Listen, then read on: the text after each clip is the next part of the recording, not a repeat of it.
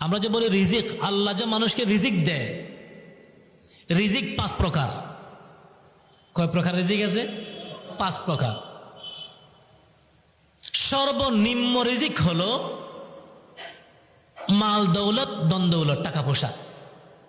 এটা হচ্ছে নিম্ন স্তর। যদি এই মাল দৌলতের মূল্য আল্লাহর কাছে বেশি হতো, আল্লাহ পাক রব্বুল আলামিন দুনিয়ার মধ্যে কোন কাফের বিধর্মীকে খাওয়াতেন না। আল্লাহ খালেক, আমরা মখলুক, আল্লাহ স্রষ্টা, আমরা সৃষ্টি, আল্লাহ বানাইছেন, আমরা বলেছি।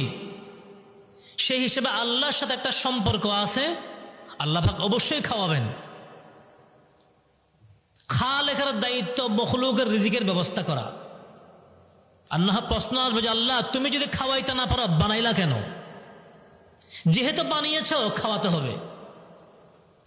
হিসাব নিকাশ পরে নিবা, তোমার কথা মেনেছি না তোমার অবাধ্য হয়েছি এটা পরে হিসাব।